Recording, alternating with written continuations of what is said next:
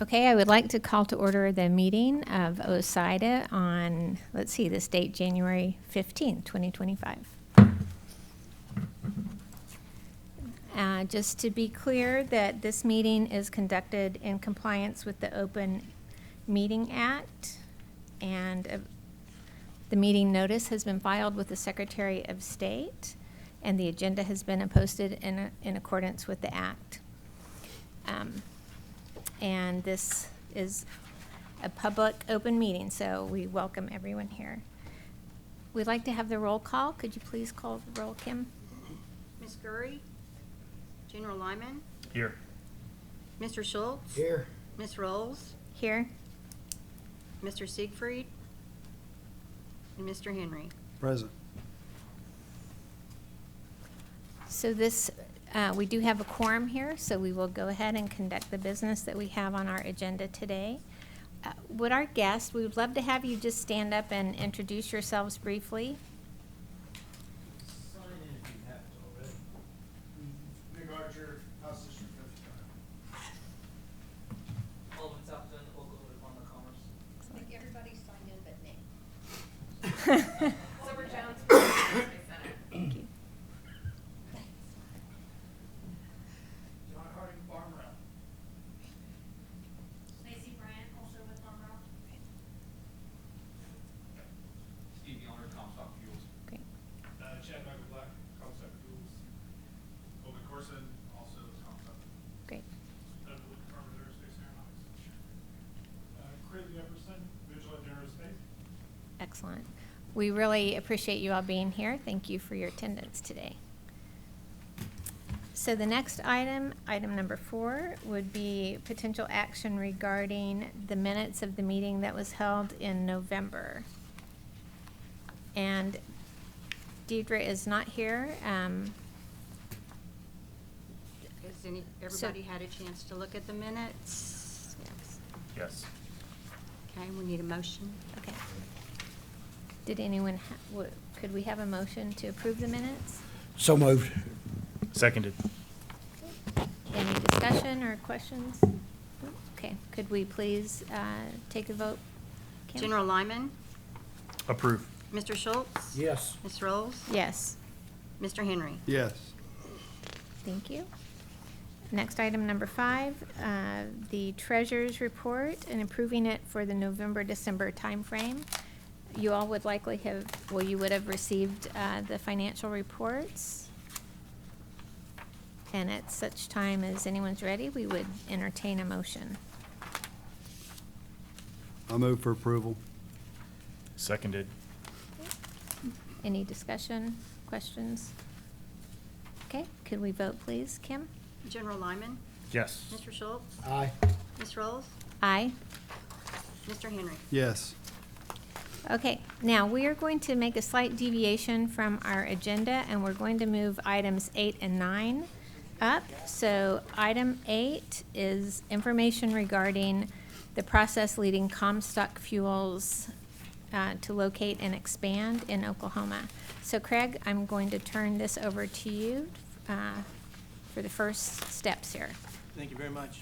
We've been graced in these meetings to have aerospace professionals come speak to us, dignified leaders of the military. Today, we're going to have Alden Soppleton, who's also an Olympic athlete. This is a first for OSIDA. How about that, Alden? Hey, that's great. He's going to be presenting information about representing the Oklahoma Department of Commerce on how Comstock Fuels came to the state and what Commerce has done to this point, what they've learned about them, and then we'll hear a follow-up from Comstock after that. Alden, the floor is yours. I can just start. The dice, or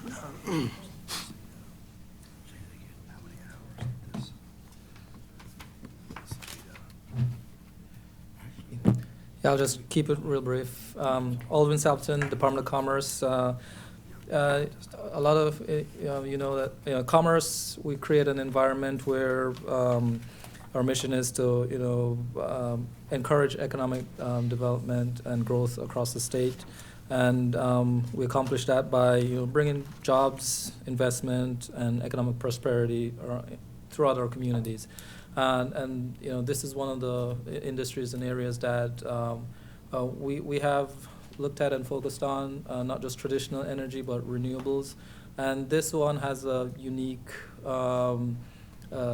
situation where they're using byproducts such as invasive red cedar in their mix, and that could also be a solution for the state. And that's one that we've been working on a lot too with the Department of Transportation and others to address that particular stock.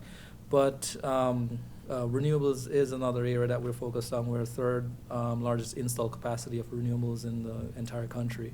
The majority of that is wind, but we also have some biofuels and a few others that are in there. But the majority is wind. So we look at different options, and this it tends to be a lot of high investment and not necessarily as much jobs. But this one is a good mix. It's good paying jobs, and it'll be in an area that would appreciate the addition of those type of jobs in that area. That it also could be a good demand for farmers and not overwhelming the food stock that's there. So it's not supplementing with corn or any other food product that could, you know, drive up demand or the prices. It's actually using the stocks or the parts that you wouldn't necessarily use in their products to make the biofuels. So that part was interesting and a little bit more wholesome in terms of the ecosystem.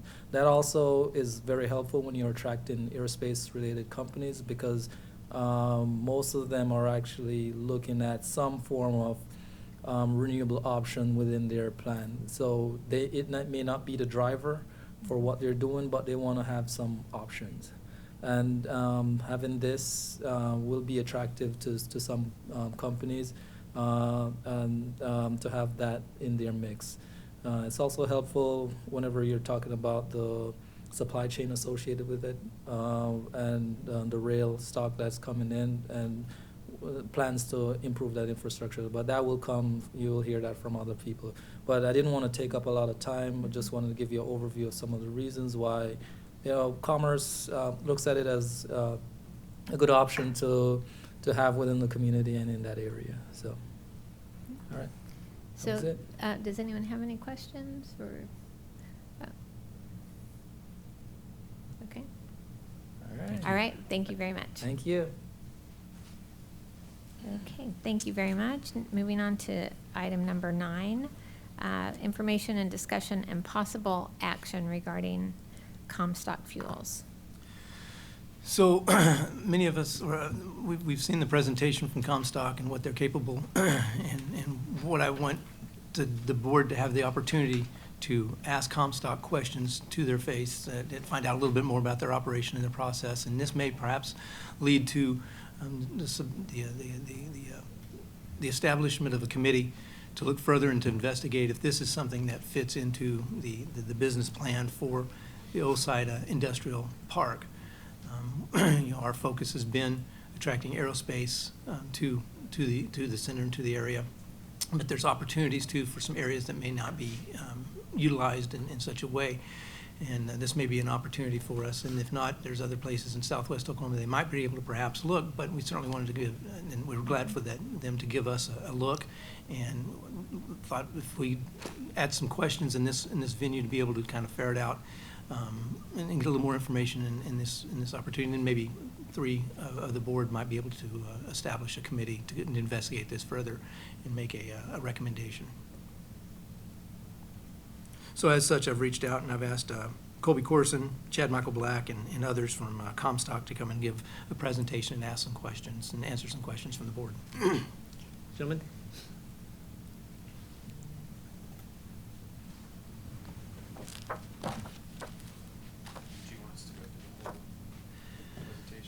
Do what you want to do. Is there a way to get it on the screen? Do you Do they have the ability to see the screen? do you have it on a If not, it doesn't matter. thumb drive? We can see the screens, and Oh, it's you have projected the up here on the thumb little drive. things You too. have the thumb drive. I don't have secret here. He got Can we do this? Can we circulate it to them right quick? We can go out to you. Can we do this too? Where's the,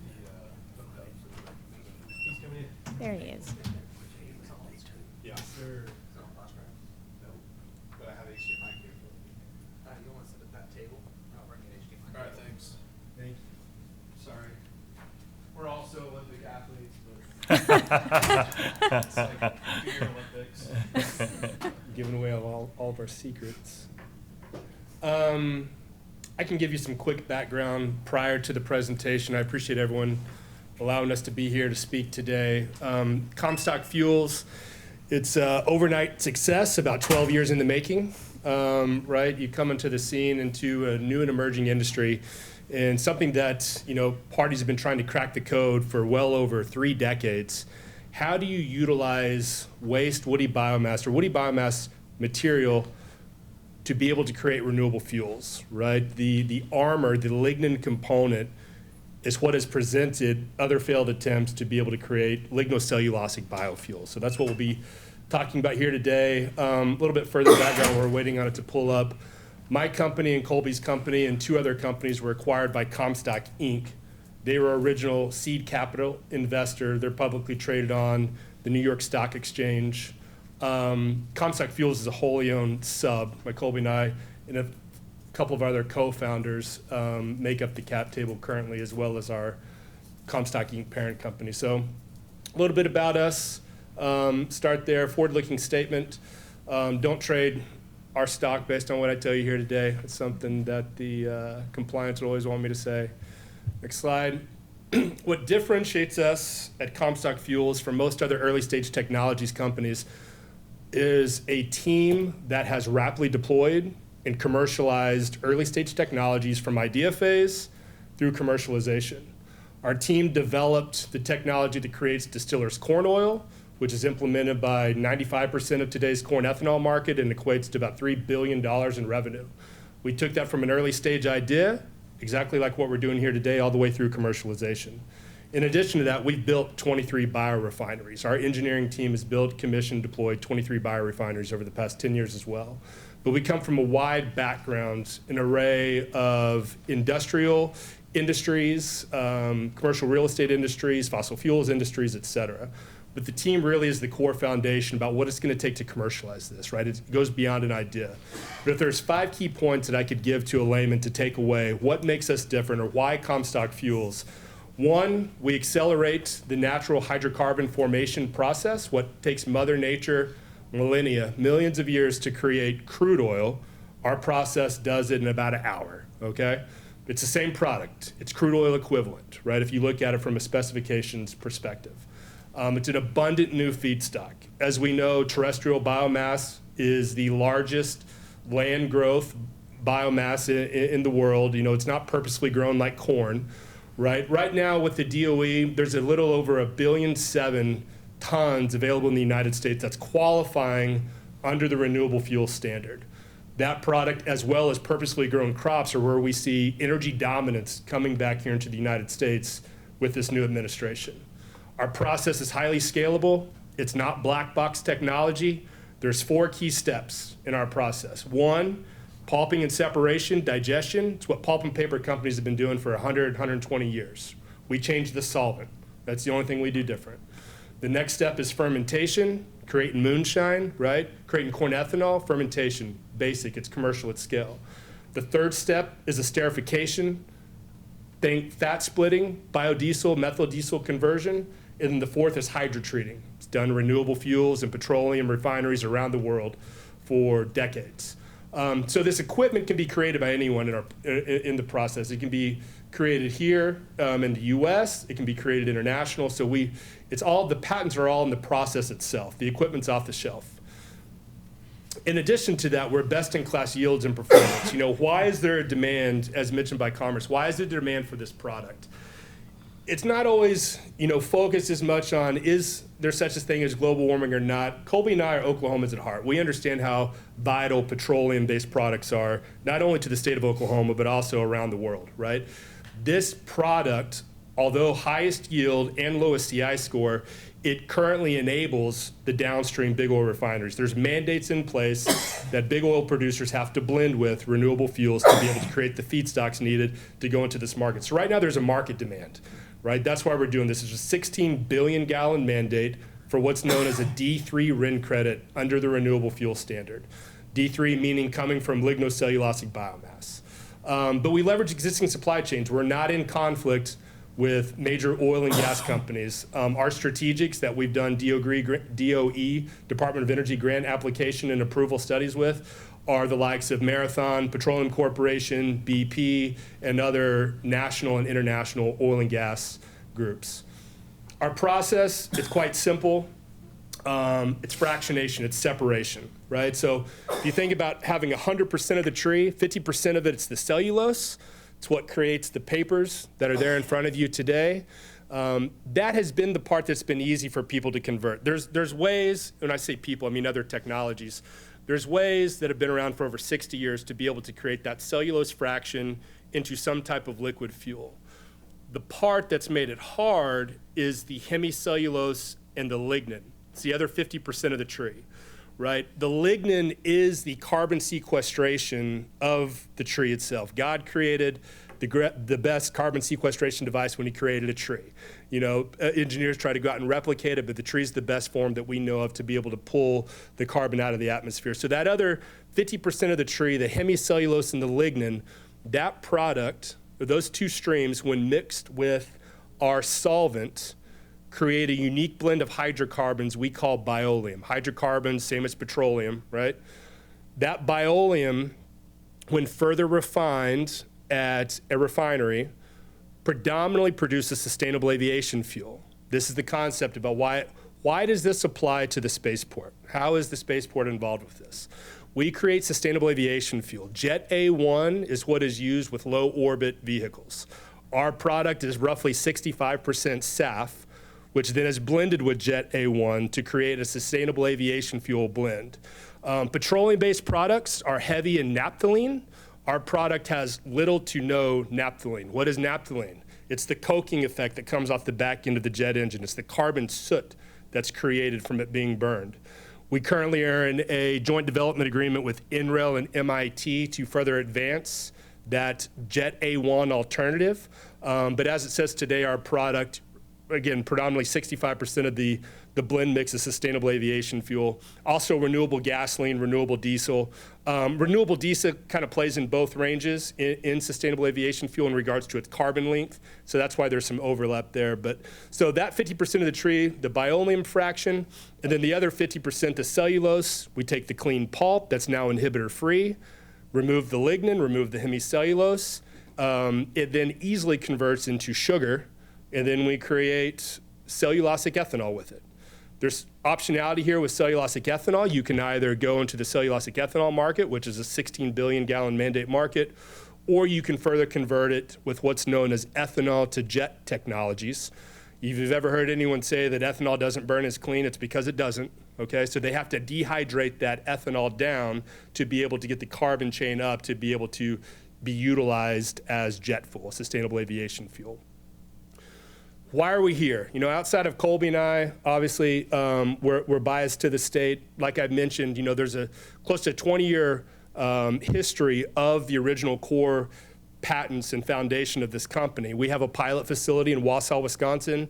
We're in communications with roughly a dozen other states: Minnesota, Wisconsin, Texas, Louisiana, Arkansas, Maine, to name a few. But we want to be here. We want to establish Oklahoma with energy dominance, with this new administration for petroleum-based alternative that the industry is in favor of. And Oklahoma, as we all know, is open for business. And Department of Commerce has been great to work with. In addition to what they've done for us with the Department of Commerce, is how are we going to finance our first facility? Well, 60% of it's going to come by way of a debt instrument. Right? There's a debt instrument through municipal bond appropriation that's already been allocated. The first 50% was allocated by the Department of Finance at their last board meeting in December. The additional 50% will be allocated here by the end of January. Our lead underwriter for that transaction is Morgan Stanley. They'll be underwriting the green bond for us and then placing that into the market. Then they'll also be handling any backfill or capital resource needs in regards to equity for that project as well. So Oklahoma internally, We have a commitment for 4 sites to build, own, and operate these facilities, these first 4 facilities here in Oklahoma. And that feedstock, if you look, one, there's dual opportunity here. One is going to be on a nuisance product that's currently known as Eastern Red Cedar. And if you follow the sessions that have taken place over the past several years, you'll see that there's a large batch of constituents that understand these Eastern Red Cedars are problematic long-term to the aquifers, a fire hazard, et cetera. Our process can use Eastern Red Cedar, okay? So Eastern Red Cedar is of benefit to us. So rather than state-owned land, lopping it down and burning it in a field, we can reappropriate it to bigger and best use and turn it into a renewable fuel mixture. In addition to that, we plan to be able to have purposefully grown short rotation crops. So we're incentivized the local farming community as well. We just signed a direct investment in a company called Hexas. They produce a product called Xanofiber. Xanofiber, somewhat of a mix between bamboo and corn. It's non-invasive, it's high lignin content, it's extremely high yielding as opposed to other purposefully grown short rotation crops and trees. So not only are we looking to incentivize and set the market for the renewables fuel space in Oklahoma, but also incentivizing our farmers with purposefully grown short rotation crops. So introduction to the site in regards to its size. Every time we start with a new feedstock, we start with 75,000 ton capacity. What does that mean? It's going to produce about 15 million to 20 million gallons a year in renewable fuels at that capacity. Once we go from 75,000 tons, we then go into full commercial maturity, which would be 250,000 to 1 million tons. And that's what we've cited your location here in Burns Flat at. Up to 200 acres would allow us to appropriate an entire commercial developed facility, which would produce between 200 million and 230 million gallons of finished fuel. Again, one of 4 facilities at minimum that we plan to do here in Oklahoma, but you'll see the 200 acres needed to accommodate. It's currently being utilized as pasture space. There's a little piece of it, I think, that's actually being utilized for farming as well. Environmental requirements, pretty simple. Zoning requirements of heavy industrial use. We have a low VOC on our emissions because we recycle all of our CO2 and our biogas. Electric grid is minimal because we produce our own power through a boiler system. Natural gas is one of our larger requirements that we have because we are creating hydrogen to be able to deoxygenate this finished product so it becomes a drop-in feedstock for renewable fuels or as a blend stock. You know, one thing that's interesting about our process as well, we don't use any water. So we have a surplus of water. When woody biomass comes in, even though they sell it or promote it as bone-dry tons, there's still a moisture content associated with that feedstock. So, you know, typically it's about 20 to 30%. So we do have a large water disposal need, right? So we need the ability to push it into an aquifer, or we have to be able to build a wastewater treatment facility. The water that comes out is borderline potable. I mean, it can be utilized in agricultural space, et cetera, so it can be repurposed. It comes out fairly clean based on our recovery methods. Infrastructure, that's a must-have, is going to be rail access. Predominantly unit train is most ideal. Renewable fuel products today cannot go directly into a petroleum line.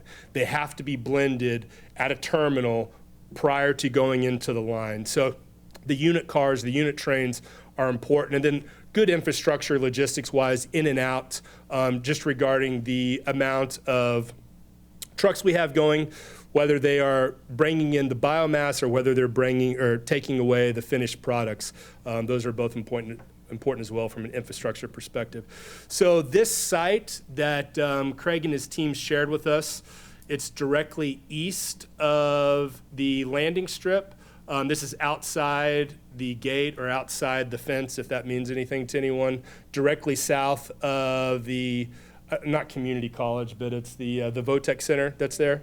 So this that you see here in the yellow boxes, this would be an entire 1 million ton facility at scale. What we would need prior to expansion are everything that's not in yellow.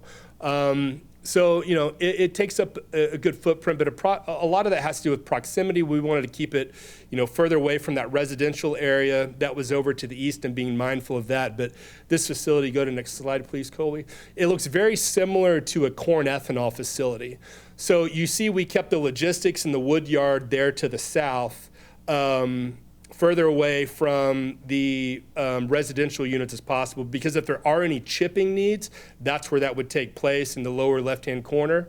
But it looks a lot like a corn ethanol plant. Maximum height is about 75 to 100 foot. From what we know in regards to airspace restrictions, our distillation columns that are up there on the top would be far enough away from the airstrip to be able to qualify still under standard. That it's a pretty straightforward process. It doesn't take a high level of degree of understanding to be able to operate it. So it's something that the local community can easily be trained. And so that's a lot of the economic benefit that we bring. In addition to the amount of fuel that we bring, it's the local impact. The original 75,000 ton facility, the commercial demonstration plant, will house about 50 full-time employees, right? And as it scales, it'll go upwards of 200 full-time employees at full commercial maturity. Like we said, fuel production is our primary objective. These 4 sites that we have planned here in the state of Oklahoma will generate about 1 billion gallons. 1 billion gallons of that 16 billion gallon mandate. It'll equate in today's current market at about $6 billion in revenue, top line revenue. But long term, again, the focus is not only are we helping clean up this invasive species, working alongside the likes of the CLO, Department of Land Management, but we're also focusing on these purposefully grown energy crops. These will be what's needed to go to the next level at scale. And then we can also utilize agricultural residues in this process. So any type of wood-like biomass, so bamboo, corn stover, wheat straw, et cetera, it works. It typically, the limiting factor is just the abundance thereof, right? Just with the sheer scale that we're talking about here, it's sometimes harder to get those smaller agricultural residues to be able to work. But happy to answer any questions. That's a little bit of background on us. I appreciate you letting me present today. Yes. Why are you letting me- Well, because you moved No, your I microphone. actually have a question. So what you start with, corn, a cedar tree, mesquite tree, whatever, does it matter? You want to be committed to a single source of feedstock.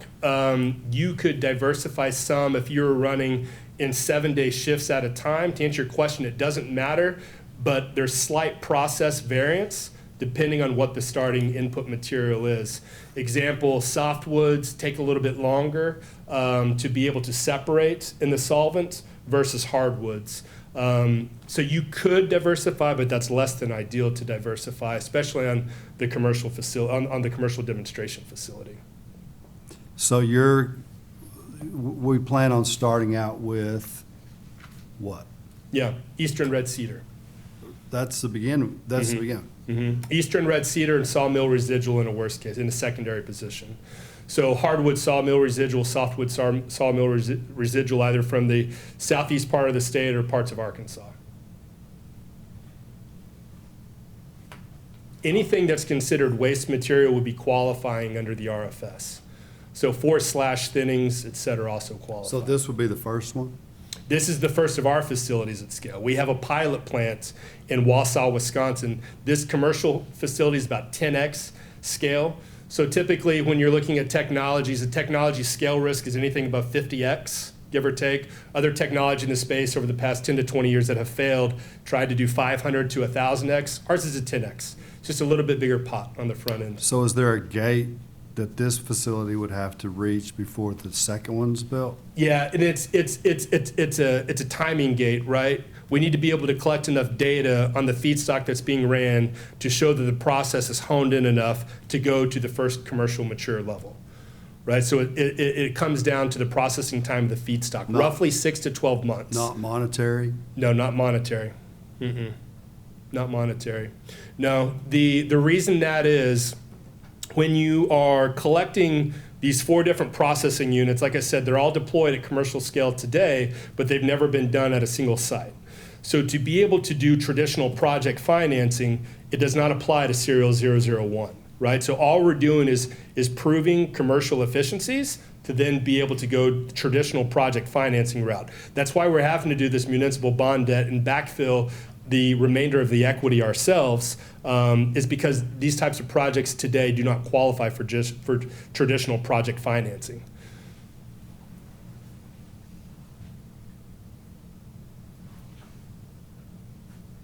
Yes. How is this site different than the other site that you've got, or the other sites that you have? How is it different? Well, it's attached or to a is it? spaceport for one. Yeah. So I'd start there.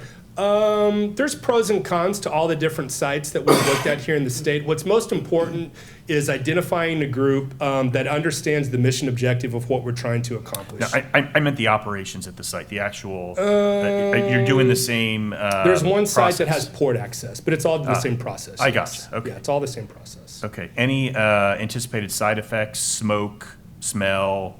There can be potential for smell if you've ever tried to, or if you've ever been a part of a corn ethanol plant. The wastewater treatment sites can sometimes be pungent as well, just because of stagnant water. Yeah. That's something that we're definitely mindful of when we position it. There's a noise component potentially with chipping. Yeah. That's why we try to push it as far away as possible. There's potential, that we can work around, and other sites have moved feedstock preparation offsite as well. So there's optionality there. It's a biorefinery. I mean, you don't want to look at it. I'll call a spade a spade. You've been to Houston, I assume.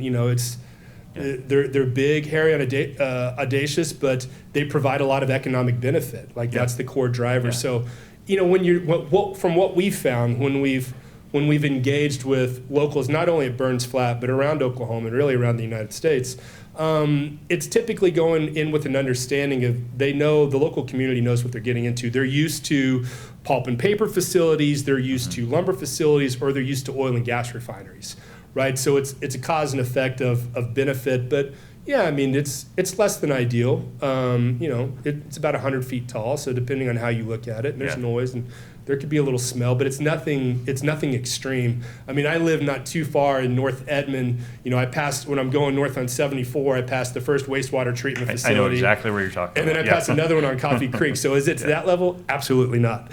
Yeah. But yeah, I mean, you could say that it could be obnoxious, but Yeah, not too I asked because you talked about height already, but what I had in mind was any possible impact to flight operations Yeah. at the spaceport. We will obviously want to minimize that. It doesn't Absolutely. sound like we anticipate any, and To that the- would be something we would want to protect. Absolutely, and we are fully aligned with that statement. That would be a complete deterrent derailment of what the spaceport stands for. From all that our engineering team can decipher, we would not have impact to that. Good. There's some people in here that wouldn't like to hear that word derailment. Understood. Yeah, right. Yeah. Speaking of rail and road, you mentioned rail access, and Yeah. you talked a little bit about that, but you also mentioned a heavy truck presence in and out each Mm-hmm. day. Is there road infrastructure to support this Yeah. now, or how would? It would need to be upgraded to where it sits today. And we would have to perform an ingress-egress study to find where that would best come from, is not Yeah. to disrupt Burns Flat itself. Yeah. That would be the goal there. And again, there's a multitude of ways around it to limit the amount of truck traffic by having unit train capability. But there would be some upgrading needed of the thoroughfare there around the facility, yes. Yeah, and Yeah, the and the rail rail spur, spur, yeah. yeah. Okay, and you mentioned timeline, 6 to 12 months from, on a decision on whether to scale. So if I understand that correctly, once built and operating, you would need another 6 to 12 months to assess the data to figure out whether we were going to be able to scale here, right? That's accurate. Okay, Yeah. I gotcha. We feel confident with our scaling abilities. The reason why we're doing it in the fashion that we are is to de-risk the lenders that are currently on this commercial demo. They want to show commercial maturity with this demonstration plant prior to going to full commercial scale. So it's more for their edification than anything. We've ran over 4,000 hours on this process, down from a PAR reactor to a 50-liter reactor up to a 2,000-gallon reactor. And all the efficiencies scale appropriately. Our engineering team, again, have built 23 biorefineries so they understand scaling risk.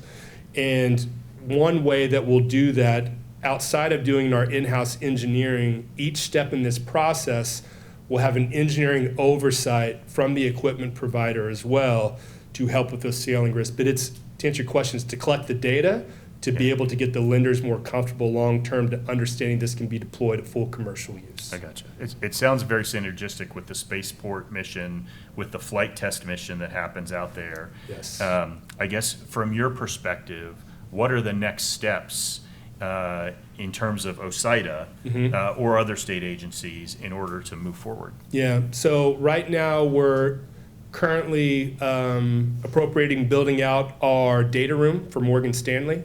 We would like to be in the market with that bond in roughly May or June.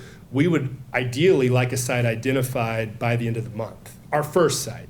Yeah. You know, so whether, like I tell other groups, so whether OSIDA is first or fourth, if there's appropriation here that the board feels to move forward, we can look at it from a timeline perspective of how it would fit in. So that's the first step. It's a yes, no, do you feel in favor of this? And if so, then we can start to look at how it ranks from a prioritization level for the initial site versus 1, 2 through 4.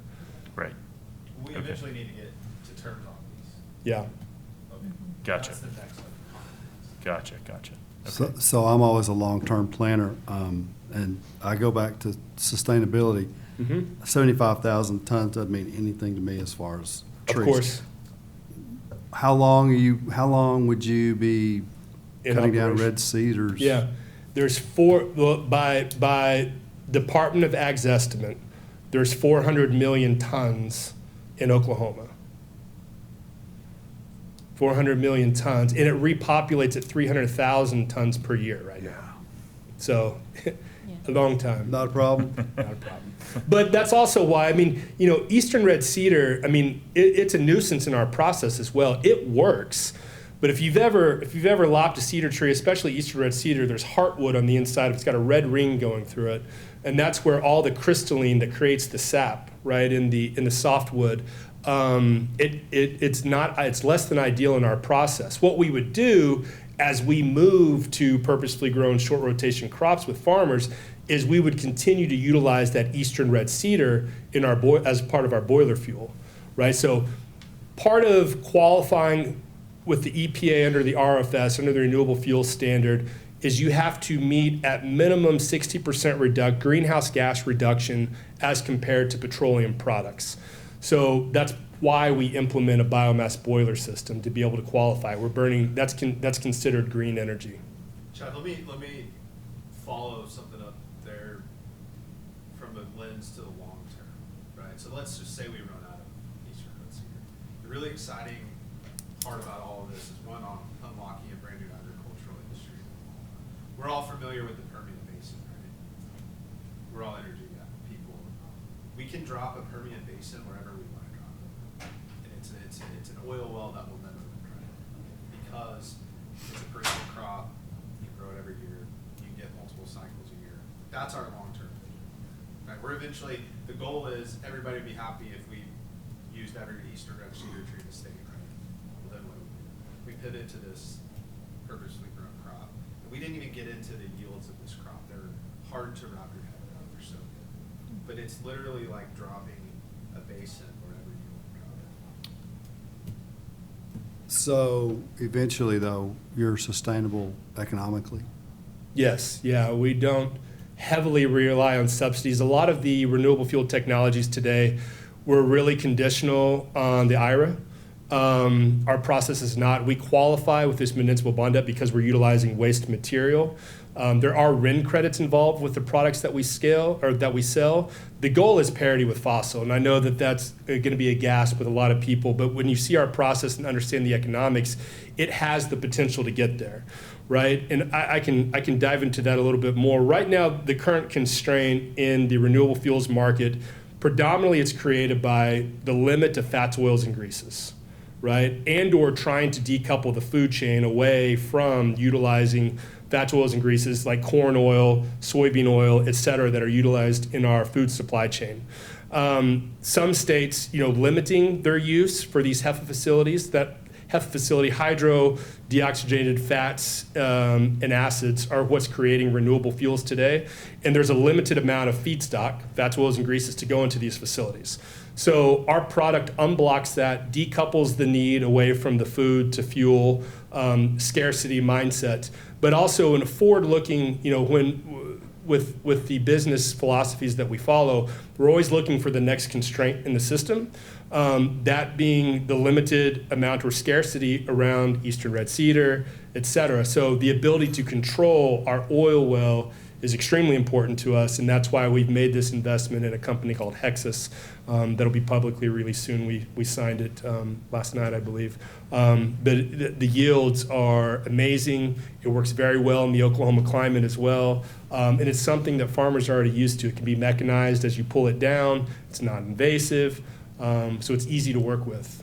How far away are you willing to go to get the red cedar? Well, we'll be able to cover the entire state.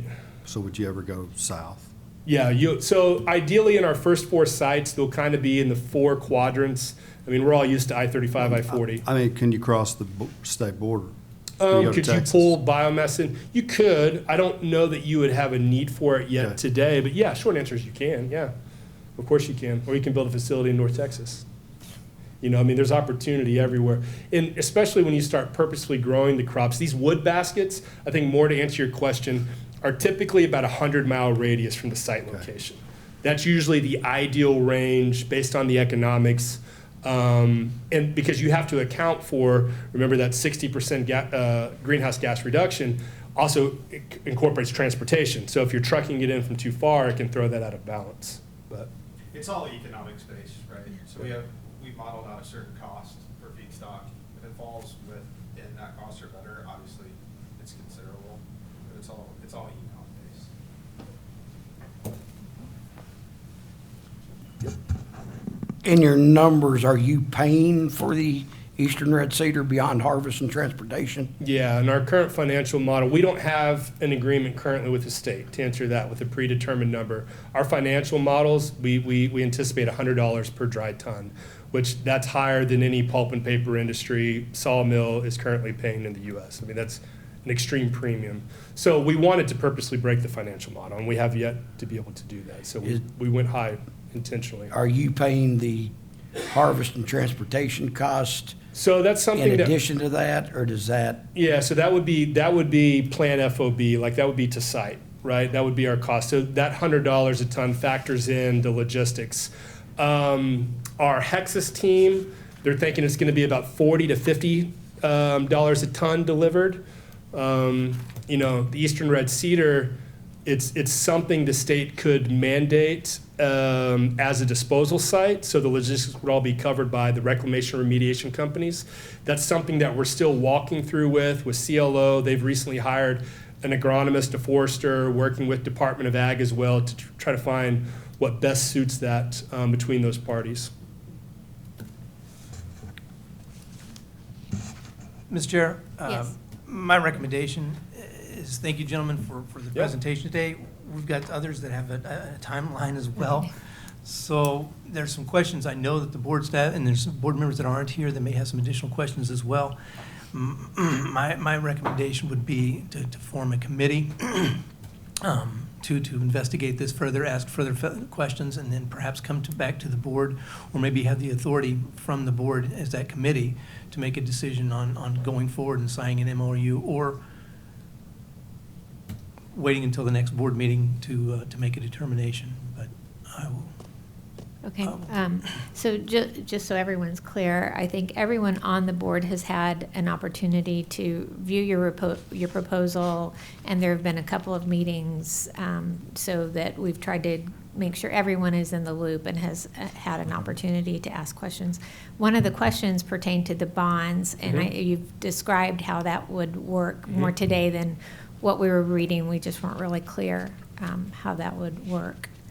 So I would like to ask the other board members if you would feel ready for action, or if you would believe that having a subcommittee that could do a little more research and fill in any of the dots that we believe are missing would be an appropriate step. I would be comfortable moving forward. I think the only open questions I would have that would come out of the planning would be confirming the no impacts on flight operations, and that's obviously the plan, and I don't view that as necessarily a hurdle, just something to keep on the radar as we plan. And then the only other piece would be scheduling, because we have the potential for Dawn Aerospace, others, to be coming in to do multiple things at the spaceport site simultaneously. So we just need to manage that building, planning, logistics pieces, and that's going to fall on the team here. But those are the things I think we would need to keep in mind. I don't think those are hurdles necessarily to making a decision to move forward today. Thank you. Any other thoughts, gentlemen?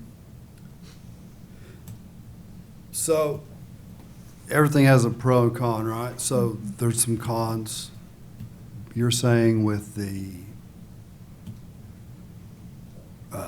renewable energy piece of that you're more pro than con to our main objective, which is the facility in Burns Flat. If we were going and building a biodiesel facility, proposing a biodiesel facility, you would not be able to make a pitch or claim that it could benefit Burns Flat collectively from a spaceport perspective.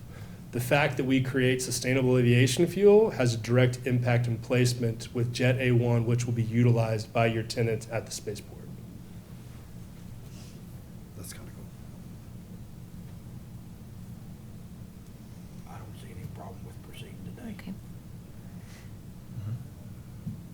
Okay. Are you comfortable with that, Director? Absolutely. To move it forward as an approval, is that what? Yes, to take the next Believe steps so. for the MOU. Mm-hmm. Okay. Yes, Alright. okay, so we would. Make a motion? Yes, I'll make the motion, whatever the language needs to be, and we'll work with Bailey to get all that right. Yeah. But move forward with, I'll make a motion to move forward Crafting with MOU. to craft an MOU with Comstock Fuels. Great. okay, do we have a second? And that's what you need, MOU?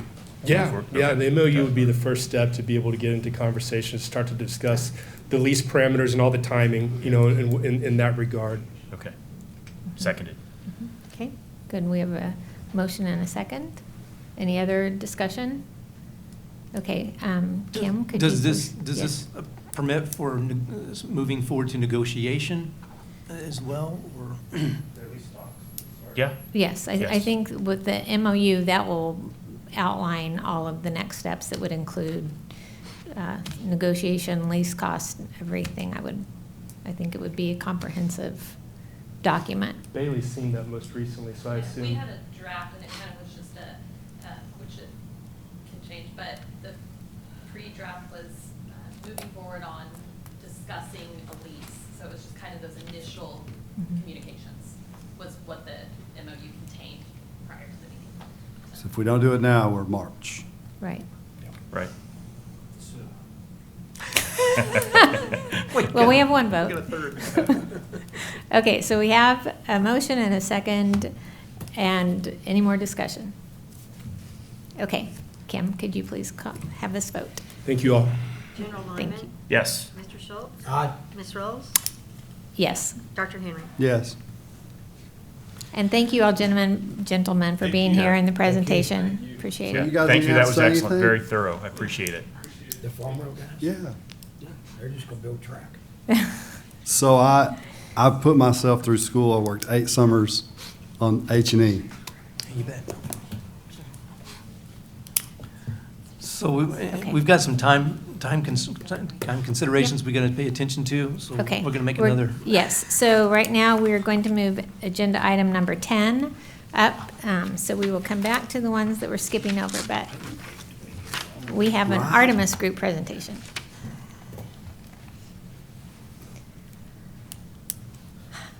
Thank you for your patience. Oh, you bet. No, this is exciting. I mean, I know you guys feel this even more than I do. Board meetings are different nowadays. Lots going on. Yeah. So it's an incredible thing and an incredible opportunity. So that's great. However we can be helpful, we're ready to be. I think there's a few things for us to discuss today. I know the study is probably the one that will take the balance of the time here, but I want to give you a couple quick updates. One, I think Chairwoman Rolls, you're invited to some meetings that are tomorrow in Tulsa. So we have Sean Phillips from AFRL coming out. He handles in-space propulsion or space propulsion in general for AFRL. And he is coming to Tulsa because of the work that's been done for the hypergolic test facility that is going into Tulsa. And so anytime, and General, you understand this, anytime you could have the government as an anchor tenant, that is a really good thing. And so that is his interest, is coming out to understand the capabilities of the facility, why Oklahoma matters, and also to share what other opportunities there might be from an infrastructure standpoint in the space industry that the state of Oklahoma could pursue and maybe meet. And so I think there's some real opportunities that'll come out of that discussion tomorrow and the subsequent follow-up. We also have quantum space, agile space, and phase 4 that'll be here in person for discussion specifically with the AFRL on projects that they are working that would require the test facility. And so it's just good to see things working. And on that test facility, Agile and the Oklahoma Department of Commerce, which that team has been incredible, they're working through the contracting vehicles, and we're getting close to hopefully a groundbreaking here before too long. So everything's progressing really well there. Secondly, I know some of you guys participated in the meeting that Representative Archer, who's sitting back here over my left, set up for us in early December or mid-December. And that was I think that was one of those transformational moments, I think, for the spaceport. Whenever you have the sitting lieutenant governor, incoming speaker of the House pro tem, senators that represent the areas around and actual Burns Flat in attendance, understanding what's happening, and at the same time having a company that just recently decided to set up their U.S. headquarters at Burns Flat there. I think there's a lot of momentum, and Representative Archer is doing a great job moving us forward. What we're actively working with his office and Craig are some requests that we might be able to put into the legislature this year for legislation that Representative Archer will be carrying, and those would be different infrastructure improvements or additions out at Burns Flat, but also taking a broader view of space industry development across the state. What are other opportunities that are in front of us that we might be able to go after? And so we're actively working that, and the upcoming legislative session should be interesting for sure. So, but it's great to have a champion like Representative Archer. Yes. I'll stop there on updates and move to the study, unless, Chairwoman, if there's anything else that you want me to speak to at this point. No, I think this is good. Okay, perfect. So on the study, again, big picture, one of the things that it seems like every spaceport is held accountable to do is launch something to orbit, right? That's whether you know or you don't know anything about spaceports, that's what you expect. Our spaceport specifically has a license for horizontal launch and takeoff. We have a launch corridor that is in alignment with that, and we have a company looking at bringing a vehicle capable of flying through our launch corridor to suborbital space. So we're in really good shape there. All of those boxes are being checked. The idea of this study is, as the Space Force and others in government start to look at the congestion that's coming at all of our coastal spaceports for launch, the question is, when are we going to move inland to try and find those types of solutions? And so what we're looking at with this study is, could the Oklahoma Air and Spaceport be a possible solution down the road, right? And this singular study is not going to tell us yes or no. It will likely show us a little bit of what our obstacles are based on certain launch trajectories, and then what we should look at from a technical perspective, what types of small lift vehicles might actually make sense if we were ever to get that opportunity. So the study that has been proposed, the scope of work that's been proposed, is to take 2 launch vehicles, Firefly's Alpha and Viaspace's Dauntless vehicles. Both have they have pros and cons, different propulsion systems, and different, they're both two-stage to orbit vehicles, meaning one stage goes, the other one has to return. So they have different technologies for how they launch, what the propulsion systems are, and how those stages return. One is under parachute, One is a ballistic return, right? And so you've heard Jim say multiple times, I don't know how happy Kansas would be with us dropping things on Kansas. We don't seem to mind it too much, but they might. So whenever you start to look at this type of study, what it is really doing is it's taking and saying, okay, based on capabilities and technologies that we know are either readily available today or could be developed in the very near future, these types of capabilities increase our probability of casualty, which is what the FAA looks like whenever it looks at for licensing of any spaceport, or these types of technologies can mitigate some of those probabilities of casualty. The launch corridors are the other thing that they will be studying. What trajectories would we need to do either a polar orbit launch or a sun synchronous launch, and so, okay, these launch trajectories would probably be our best option if we were going to get there. And this type of technology might be the best option. And so my hope is, and you can kind of see it listed in the scope of work, they are not going to come out and say it's going to be this vehicle and it's going to be this trajectory. And if you do these things, you're going to be able to launch from Burns Flat. But what they are going to say is, based on this trajectory and this type of technology, your expected probability of casualty is here. Or based on this trajectory and this technological capability, your expected casualty might be here. And so then we will have kind of a roadmap to start thinking about what do we want to do from a spaceport perspective whenever it comes to inland launch. Is it something we pursue at all? Is it something we wait and we let the industry develop and we come back as there's more appetite, interest, or technology available? Or is it something where, no kidding, we should start thinking about attracting, not necessarily investing, but supporting the technological developments of some companies that might give us the best opportunities in the next 5 to 10 years to maybe even be considered for inland launch. So that's kind of why the study, that's kind of how we got to today. There's no financial benefit for us in this study. It has nothing, all we're trying to do is say, hey, if we want to answer that question for our legislators that are asking that question, and for us as a board and as a team, this is a step to do that. It's not an insignificant step, right? It comes with a roughly $160,000 price tag, so it's not insignificant in the investment. But what it could do is show us some things that are our opportunities or not. So I'll pause there just for questions and do the best I can to answer them. Again, aerospace is the one that is proposing this scope of work, and anything that I can't answer today, we'll go track down. Okay, and Craig, I know you sent the revised statement here. I don't know if the other board members had a chance to look at it, review it. They've done a good job, I think, including deliverables and clarifying what this study would really entail, and I found that very helpful. Agreed. Yeah.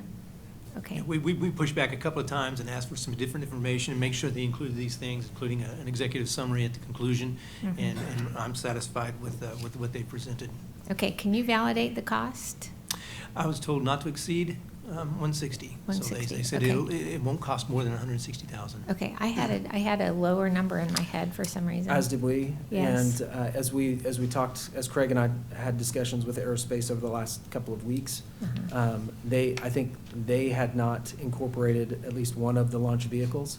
Okay. And so I mean, and I can vouch for Craig, we were on the calls, not to point fingers, but it was just missed. Yeah. It was added in, scope of work changed, cost changed just a little bit, yeah. Okay. So I think it was about a a 40K yeah, swing. $20,000 to $40,000, yeah. So my request would be based on the board's approval, to continue toward negotiations for a final pricing for this and be able to negotiate the payment. We would do this out of general appropriations. This is something that the legislature has been expecting us to do, or some of the legislature has been expecting us to do, waiting on the results of this and have the data from this. So my request is that I would have the board's permission to be able to proceed toward an agreement toward a fixed price up to and not to exceed $160,000. So I do think that this puts us in position to have this data more rapidly than other inland spaceports will have it, is my impression. And I think that will be important as we move forward, just because the demand is increasing and the facilities are just not adequate for all the launches that people are envisioning. It keeps us in the lead of that conversation. It does. This is an item that's been sitting high center for decades. Month. Yeah. Probably longer. So yeah, Oklahoma is going to be a first mover on this. This is remarkable. And I know we had some questions of why wouldn't this be an industry study versus Oklahoma? And I think the reason it's Oklahoma is because we are targeting specifically to know what we can do at our spaceport with the vehicles that we've identified and the Well said. trajectories we're suggesting. Yep. Okay. Any other discussion, questions for Gabe, or questions about the study? No, I had the opportunity to be on one of the calls, and I thought they were remarkably open to our feedback on how to adjust and what we really needed, and I think we're landing in a very good place here, so. Excellent. So what do we need? We need a motion. Forward. A motion to allow the the executive director to enter into negotiations to secure a fixed price not to exceed $160,000 for this study, given by the scope of work. So moved. Second. Excellent. Any other discussion? Okay, Kim? Let's see here. General Lyman. Yes. Mr. Schultz. Aye. Ms. Rolls. Aye. Dr. Henry. Yes. Okay, so it carries. Thank you. Anything else? Yes, one other thing. You guys have been incredibly supportive, I think, from a visionary perspective to start moving outside of the spaceport to think about the state at large for space industry development. And that is paying off, and you guys are seeing it. I think one of the things that will be very important for us this year as we think, and it's kind of in the context of this study, I think rather than waiting, and I know this is, part of it has been, what can we attract to the spaceport, right? So what's incoming, what can we go rattle the bushes for at different events, and how do we find the right opportunities that are out there? I think we're at a place now where we can really start shaping who we want to be as a spaceport and what it is that, what specific areas we could win in. Some of those you see with Dawn. Microgravity could be a very real thing that our spaceport is known for, and there's a way for infrastructure across the state to support that effort. Testing could be could be what we are known for out there in Burns Flat. But again, some of these things, they don't necessarily work together, right? And so if you've got medium launch class level testing happening out at Burns Flat, it might preclude us from doing other things out at Burns Flat. And so I think this year, one of the main focuses that we should have is understanding from a strategic standpoint and kind of developing, here's who we want to be as a spaceport, aligning and agreeing on that, and then going and chasing those right opportunities. And things that come to us, we can evaluate based on that particular strategy. Agreed. But I don't think that we want to be broad in our approach and just say, whatever comes, we'll figure it out, especially when we have really unique and frankly awesome economic development opportunities like with Comstock or STAC. Comstock is in DC, Comstock is here.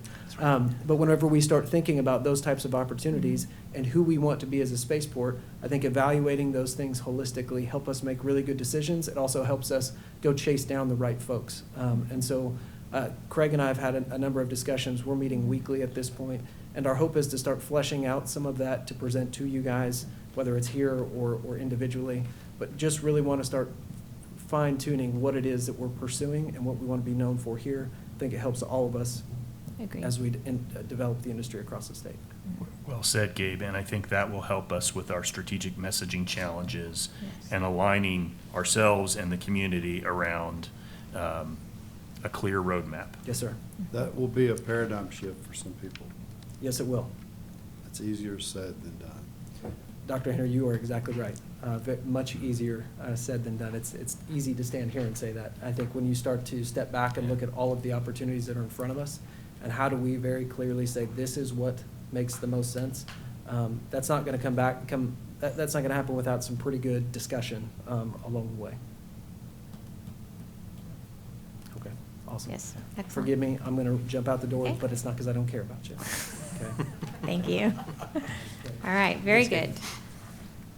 4 Okay, minutes. so now we are going to go back to agenda item number 6, which is the director's report. And if we could, since we've already kind of shaken things up a little bit. Yep. Can we go ahead and ask Doug Wood, which is item number 7? We swapped 6 with 7. Okay, absolutely. This is the day of flexibility, so This here we is go.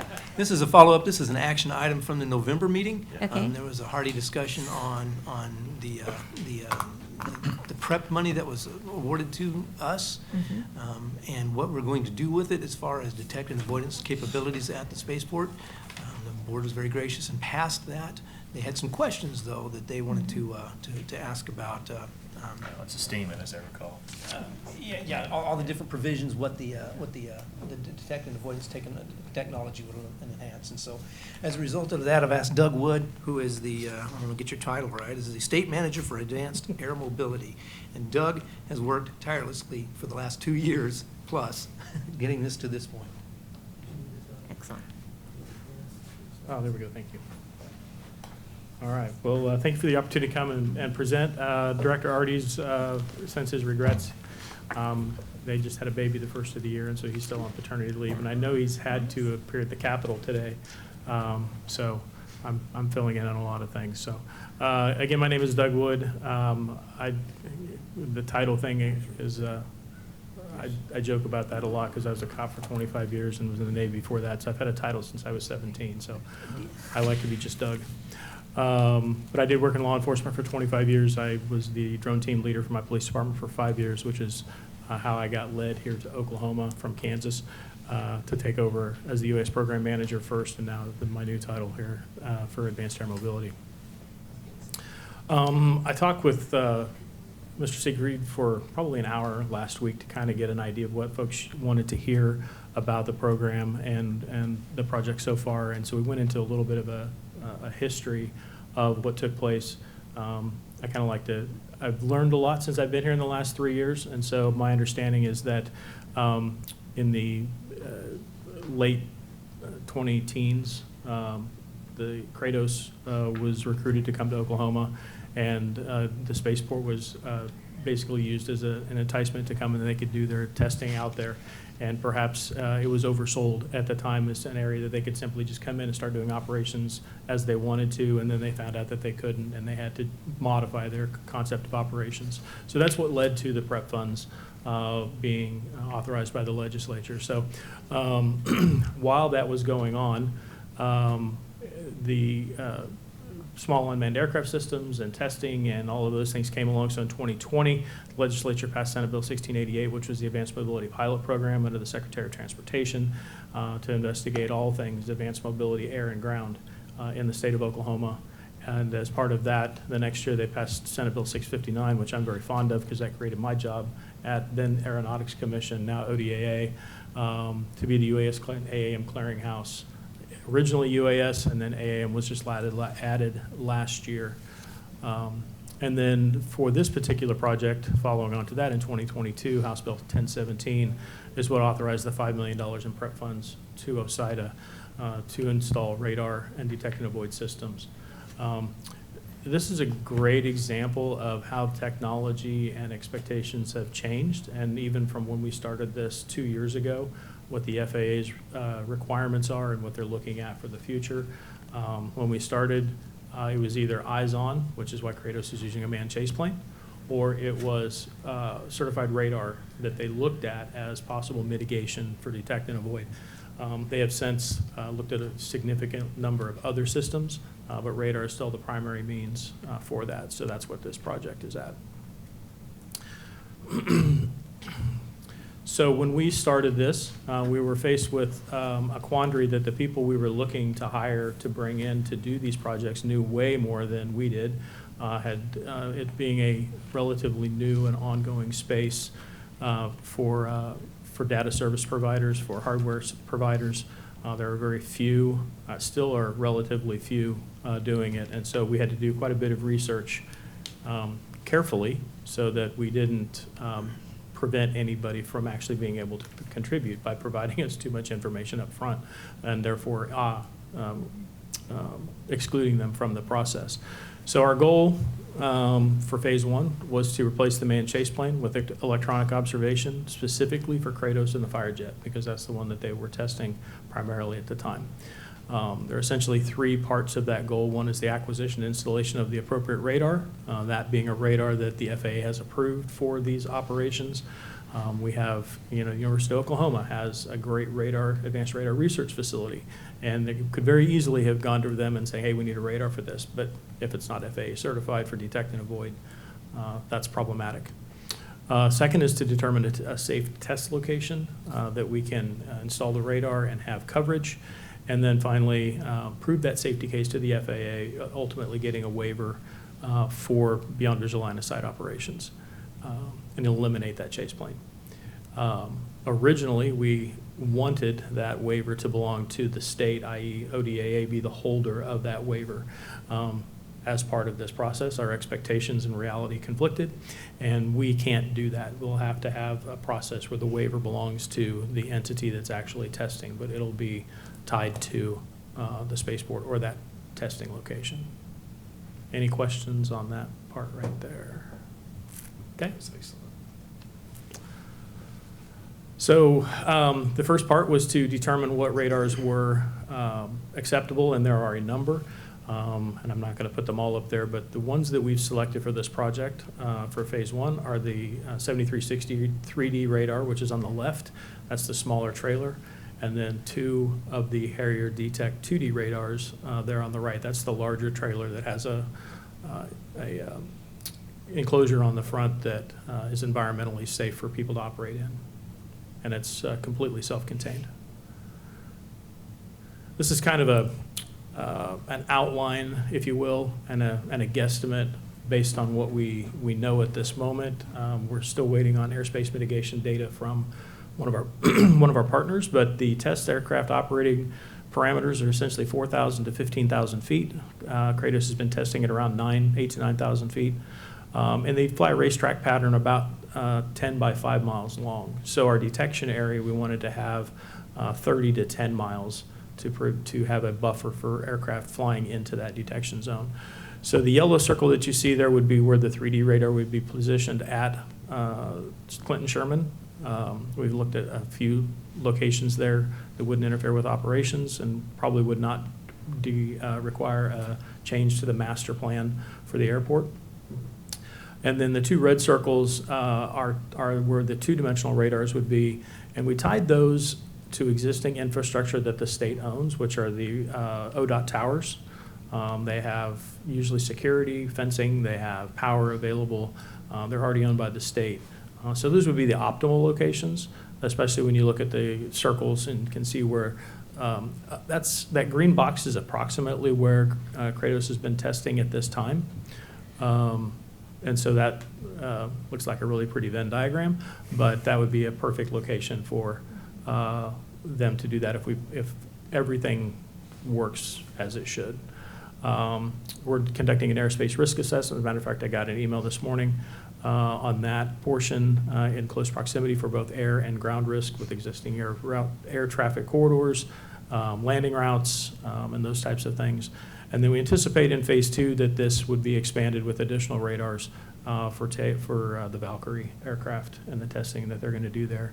Also, having the 3D radar covering at Clinton Sherman for the Valkyrie's first phase of testing this next fall would be optimal. So we've been working on all of this obviously with Kratos. I'll talk about Vigilant Aerospace here in just a minute. MITRE Corporation is a nonprofit out of Washington, D.C. They do a lot of government work. ODAA and obviously ODOT have been working on this. I left out OMES because they're the ones that have to put out the contracts. Airspace management, this is the Flight Horizon program that we've selected as part of the selection process from Vigilant Aerospace, and it provides a cloud-based system. The way the system would work is either in person or remotely that airspace mitigation would take place. So as the aircraft is up and flying, if there's a manned a small civil aviation aircraft or private aircraft that is going to incur into the test space, the radar would then detect that. It would be fed into this system, and then the operators of the system would then mitigate by moving the unmanned aircraft, the fire jet, or whatever, out of conflict with the manned aircraft. And so they would either do that on site by operating from one of the radar trailers that has an actual environmental enclosure where they're sitting looking at radar feeds, or remotely for a company that may want to do that themselves. So as part of this process, we've provided both options, either fully turnkey, company comes in and they basically sign a contract and they get airspace mitigation, they get airspace place to fly the aircraft, or if they want to and have the qualified personnel to do the airspace mitigation themselves, then that data can be fed directly to them for that purpose.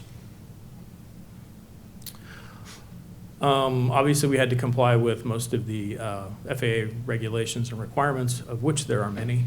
But we basically broke it down into design a safety and risk mitigation system for airspace management, include the plan for the necessary radars and supplemental systems. The radar and supplemental systems must be agnostic in case we need to interface with other systems. Perhaps we bring in another system that's not from this particular manufacturer, so we want to be able to use that. They must be portable and standalone. The running joke that I've used for a long time is I don't want to build the next Olympic Village where we put $5 million worth of radar systems in that would get used 10 days a year. We want this to be something that's a state resource and can be moved if necessary without too much expense. Again, capable of being moved anywhere in the state of Oklahoma within a 14-day notification. So if, for example, the Choctaw Nation is doing a test and they don't want to purchase a radar for 3 months and we're not in a position that we need it, it can be moved down there, they can use it, and then it can be moved back. Or, for example, when they had the Barnsdall tornado, they had a significant number of incursions by manned aviation at low altitudes, as well as drones, that interfered with public safety and emergency management operations. So moving a system into there for a temporary 2-week period while they deal with the emergency is a strong possibility as well. So may I ask if there are competing priorities in terms of facilities that would like the system, who determines which group gets the radar? I know that's highly unlikely, but just curious. We haven't really addressed that yet. I mean, the testing is obviously for Clinton Sherman, and so that's where the priority would be.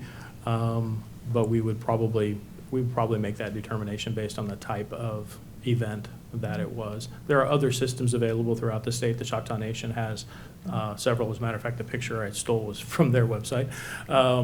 The Osage Nation also is putting in radar systems, and we're doing this in other locations, but we just wanted to make sure that we had flexibility with the project. Thank you. Okay. Any other questions? Okay. So the short answer is we don't know what our process will be for. That's correct. Okay. Yes. And when you say we will make that decision, we still don't know who we is. We don't know that yet either. Okay. Yes. I just want to clarify. Yeah. But the fact that we have other radars in the state is Yeah. helpful. Yes. And phase 2 requires more radars, so. Right. Yes. But the fact that it's portable is a good thing. Yes. Yeah. For all of us. We just got to look up the process piece of this. And so that's a fair question, I think, for us to work. Absolutely. Yeah. So this is a kind of a timeline of where we're at so far. It's taken, there've been some delays. So we started this unofficially in the summer and fall of 2022, having discussions with people saying, hey, this is a project this is after the funds were authorized by the legislature. And so we started gathering intelligence on companies that do this type of stuff and asking them discrete questions about, hey, what are the cost timelines? How is this working? What's the FAA thinking? And those types of things. And then we started with our first official project discussions in December of 2022. It took until November of 2023 to gather all of the information that we needed to put together an RFP that was complete at the time, based on the information that we had and what we anticipated we wanted. And then obviously during the process, we learned lessons and things that we had misinterpreted or were unaware of, or the FAA had changed their mind. Then in April 2024, the OMS posted this solicitation to be closed in May. OMS had some internal issues that delayed that processing. And then in August of 24, we did the vendor interviews, the selection process, put that forth to OMES with our scores. Based on that, they chose the vendor for us, which is Vigilant Aerospace Systems here out of Oklahoma City. Cratley Epperson is with us today. And then we anticipate that completion of phase one is December of 2025 based on all of the above information. And that is a successful determination by the FAA to replace the manned chase plane with electronic observation. So we anticipate as part of this process that they will have the radars up and operating, collecting data while doing concurrent operations with Kratos as they're doing them now to show the FAA that we can do exactly the same thing or better with that. So phase one total cost is about $1.619 million. And that's for already funded, correct? Correct. Yeah. So the $5 million was authorized. The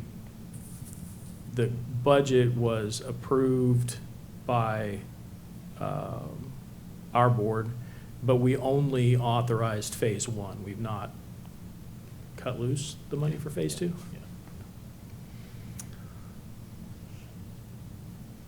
So phase two, the goal is to implement long-term contracts for Kratos and other companies that would want to come and test at Clinton Sherman. I don't know.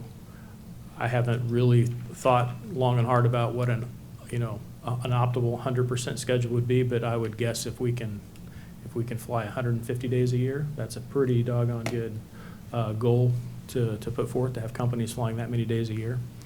Obviously, once the FAA has accepted the risk mitigation and safety case that we can do this, we would be able to then have other companies come in and present their concept of operations for the aircraft that they want to fly, and then we would modify the waiver or authorization as possible. One thing that I didn't put on there because it's relatively new and it comes out of the UAS world. Originally in 2012, the FAA authorized 6 unmanned aircraft systems test sites around the nation. Alaska, North Dakota, I think Texas has one, maybe Louisiana. But they have the authority to place a test site anywhere in the United States, not just their state. So Alaska has a test site that they're in cooperation with Kansas State University in north central Kansas. So Kansas State University flies there, does all their stuff, but they're operating under Alaska's authorization. The Choctaw Nation just received designation to be able to do that anywhere in the United States. So we may leverage that relationship and their authority concurrently with the FAA's application. And we hope that that eventually will be the easiest way to conduct these operations is in that partnership. So, so there's an annual service contract for maintenance and transportation and relocation. And since my notes here don't do the little notes that you can see, as I recall, and Cratley, you can correct me if I'm wrong, but the annual service contract is running about $300,000 for the Flight Horizon software and all the updates and all of the information that goes with that. The service contract on the radar systems, I think, is around $27,000. And then it's, if we need to move them, it's like $365 plus mileage. Okay. So relatively inexpensive to move those. So, for example, if there's a weather incident that we know is coming, we could move them into a hangar because they're movable by 3/4 ton pickup. So, and the small radar, Cratley has great stories about this because it sits in his office. So they can take that radar head off and there's a box on the back and it all boxes up in the Pelican cases and it just leaves the trailer. So that one's easily movable. The mast stays. The other system, the mast is obviously in a lowered position. But that would be, we would, build a concrete pad, put anchor points down, anchor that down at the location, and Choctaw Nation's had those on hilltops for years, and they're pretty, that's a marine radar, they're on ships. So sustainment cost about $330 a year, all told, for software, radar, et cetera. Yeah, as we know of right now, but yes, that's the numbers that we had when we went through the bidding process.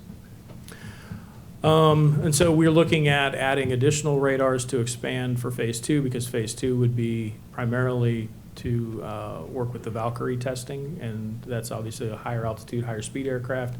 The the testing area would need to be not only larger for the aircraft itself, but the detection area around that aircraft would need to be larger. And obviously another airspace mitigation issue would have to, sorry about that, have to take place. So we'll obviously, once phase one is complete, start looking at those options for phase two. And then obviously any other companies that want to come in. We've had some conversations with some companies, I won't name any names, but there are a number that are looking at Western Oklahoma as a significant advantage to having to test in Northern Nevada or in Yuma, Arizona, or other military bases. We've had preliminary conversations with Fort Sill. Some of these aircraft do munitions drops, and getting range time at military operations in conjunction with where they fly from is difficult. And so they see a very convenient, hour flight to Fort Sill and back if necessary. So there are companies that are interested in this process once we get it up and running. And then obviously the vendor will provide a list and cost as each potential customer will come online. But the total cost at this time is about $17 and a little bit more than $500,000 for 3 additional radars. Yeah, it's For 3 additional radars.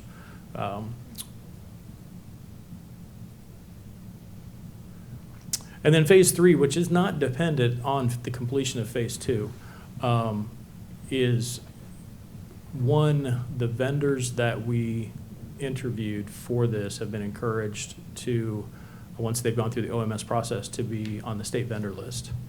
So instead of having to do an RFP for another project in the future, we might be able to go just to that vendor list and do a direct bid process with them.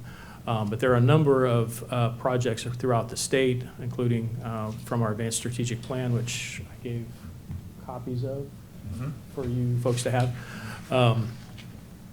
that we'll be doing these types of projects throughout the rest of the state. And so here's an example, Tulsa and the Tech Hub. They're doing drones as a first responder project, which is using small drones flown remotely from dispatch to respond. They had a refinery fire there 2 months ago, and they were flying 7 drones remotely, getting data over that particular fire location. The orange circle in the middle would be where we would put a radar at the gathering place. The two blue circles are obviously the airspace around Tulsa International and Riverside. There's a kind of an orange squiggly line going north to south, which is a potential advanced air mobility corridor for for the flying taxis of the future. One of the reasons that the radar is positioned there is because they have a lot of emergency response calls for drownings and other things along the river, and the river is used as sightline for a lot of the student pilots flying in and out of Riverside Airport. So there's a direct low altitude conflict between drones and manned aviation that we want to mitigate, so that was where we would put that. And so this process and project at Clinton Sherman is a direct follow-on to what we're doing throughout the rest of the state. We're putting we've already installed a thing called the Oklahoma Flight Information Exchange, which is kind of a drone NOTAM system and ground space notification system. One of the things that we would use it for is companies doing long-range pipeline inspection. Those drones will be flying 100, 200 miles over a pipeline at 400 feet. That would be in direct conflict with a lot of ag sprayers. And so having a system where an ag spraying company could go online, look at that and say, oh, I'm going to be doing ag spraying in this particular area and this drone company is flying, I can then mitigate my risk. So we've already implemented that. We're onboarding users now, and we're in the very beginning stages of that, but it's live. Doug, is that the first of its kind in the country? No, it's not. This originally came out of Virginia. They've been running it for about 5 years, and one of the reasons that we specifically went with them is we wanted a validated system that was in operation and proven capability. That we could just onboard and start doing it. We have had quite a bit of interaction with them, and actually they did not have a training site set up, a static training site where people could go. Everything was live, so people were on the live system while training. So we've worked with them to set that up. But our public safety agencies will be using it. We're hoping to get commercial drone companies on board, obviously manned aviation. So the advanced strategic plan, we released that in September, both for air and ground. The It talks about the next 20 years of air and ground advanced mobility and infrastructure and investment and workforce development and all kinds of things. We have that was about an 80-page document. We have a smaller a smaller air strategy that's specific to advanced air mobility and all types of evolving aviation. And then the obligatory picture of the Capitol. Oh, we don't need to play the video unless you want me to. And I'll stand for any questions. Any questions? Would it be possible to get a copy of those slides? Yes, I brought a data stick that has it on it, and I was going to give that to Craig when I was done. Excellent, thank you. Great overview. I appreciate it very much. Mm-hmm. And again, this is money that I'd requested through the legislature about 3 years ago. And it's taken us quite a while to get to this point, but this was a designation of the $27.5 million in prep money. This was $5 million of that set aside specifically for this particular project. And we're using the remainder of the prep money toward the pavement repairs, the demolition buildings, all the other work that we're doing at the spaceport right now. Mm-hmm. And then we also got $4.25 million in ARPA money, which I'll discuss in a moment. Okay, very good. And the only other question, he sent me a list of questions, and the one I didn't, is it says usage monetizations, explore mechanisms to charge day use fees and rates for companies utilizing the system. That's obviously a possibility to build into the system. One of the things that we discussed and Director already put forth is that this is kind of a payback at this point in time to Kratos for some past promises that didn't go the way that we thought they would, and so that's on the state to take care of. But hopefully the potential for companies coming into Clinton Sherman and Burns Flat and either renting or building hangar space or any of those types of things would be where we would look to get our ROI to begin with until we've established that this is the place for those companies to come and operate. And then once we start getting a lot of volume, then perhaps move into a for-fee service model.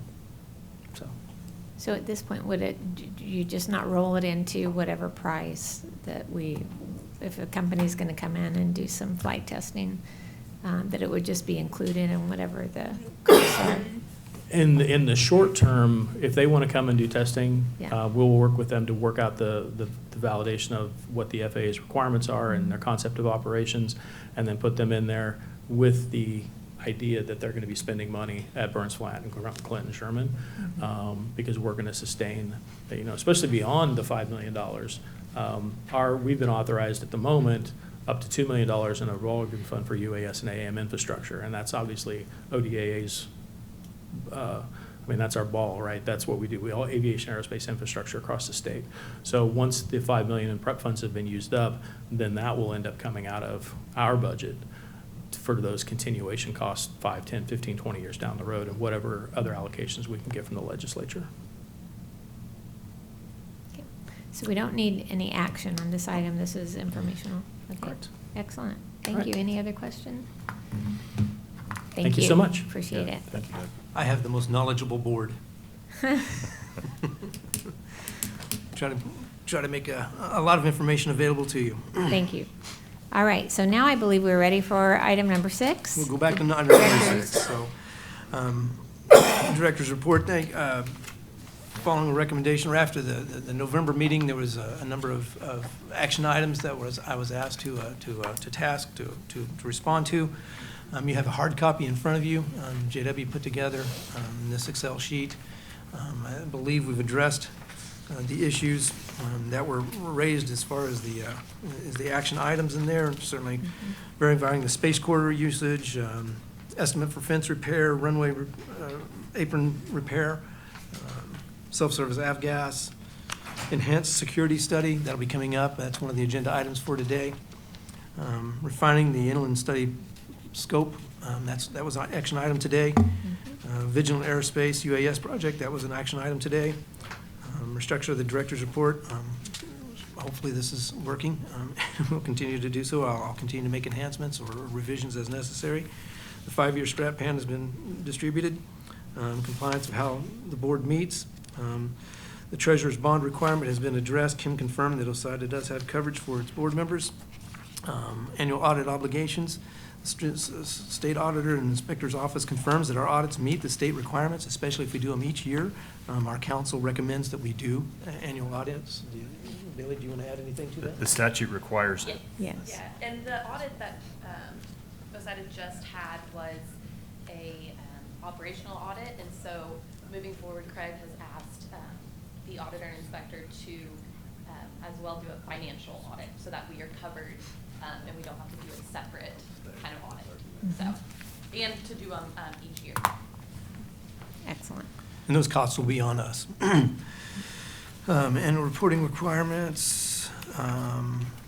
We do submit annual reports to the legislature and the executive offices, our cabinet secretary, and director's insurance needs. And Kim has confirmed that the agency does pay insurance yearly for public officials and directors as part of the liability. And then, of course, develop the action system.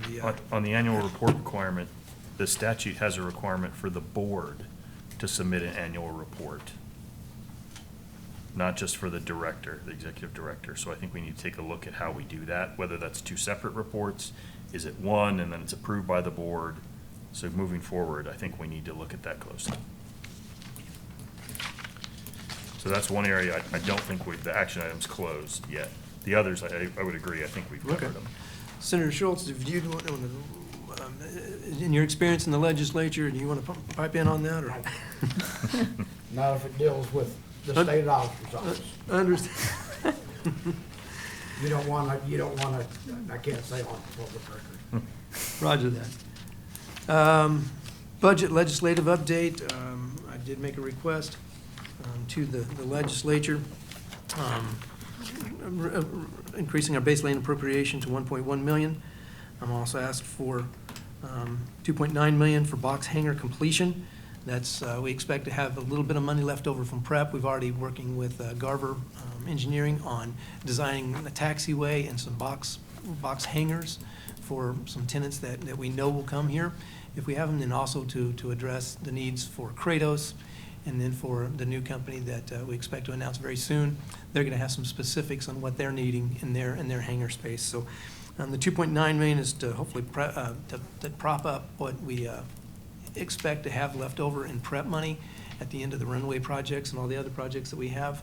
And then we've asked for a specific $6 million for a hangar development for this particular company that we're going to be making an announcement on very soon.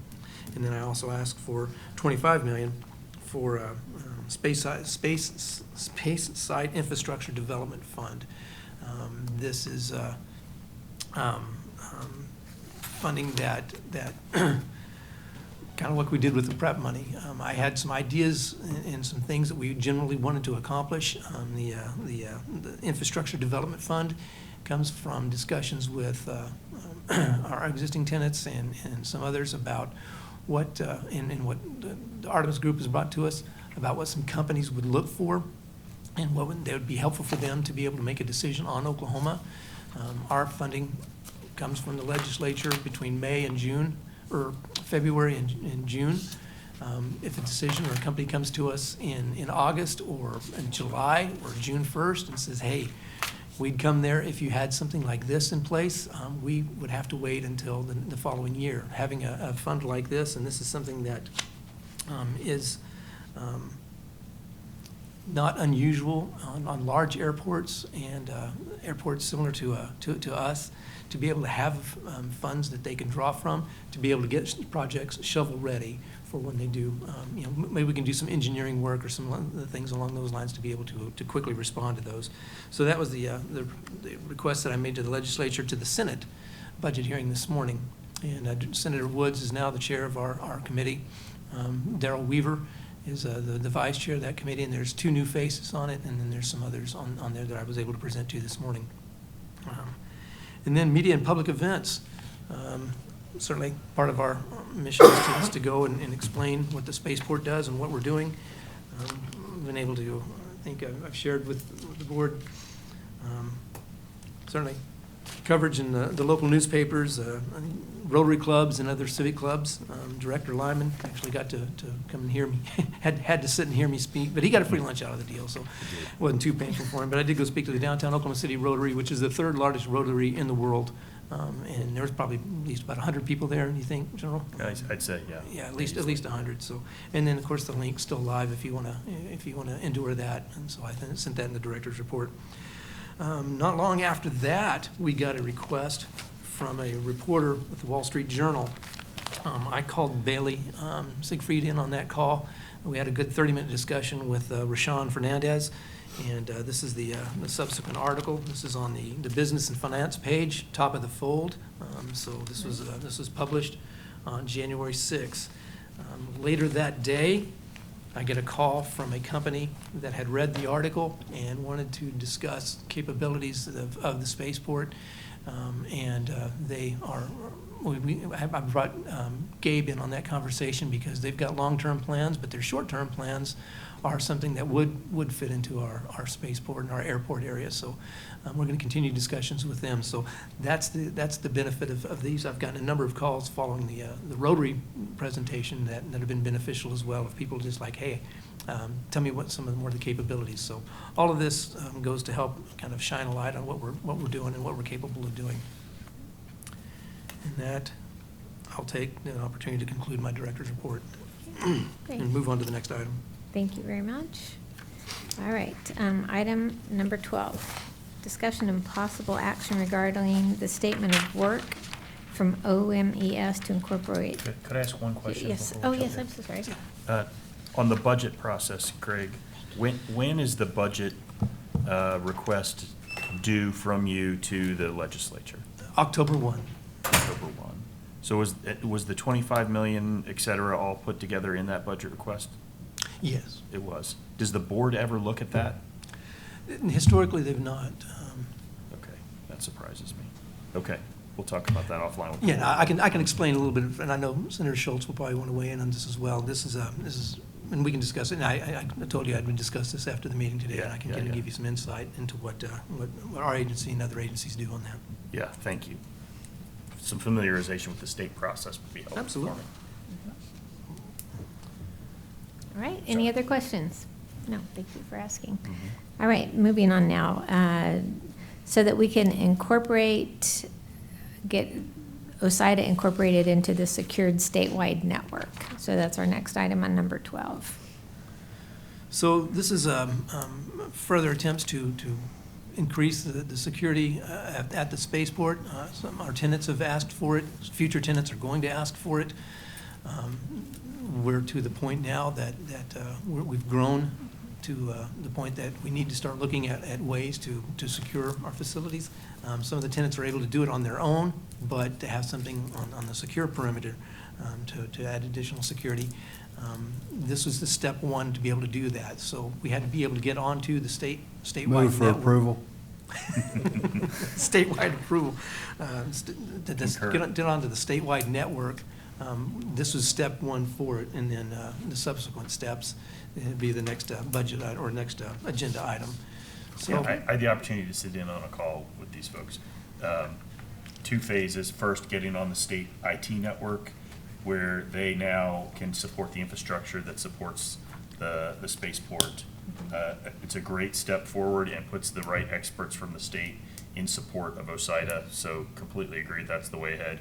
And then the second one is the security infrastructure at the spaceport, separate from IT, but when you think security cameras, gate scanners, that sort of thing, there's a separate infrastructure required with an appropriate interface. Again, all that's managed by Cyber Command under OMES.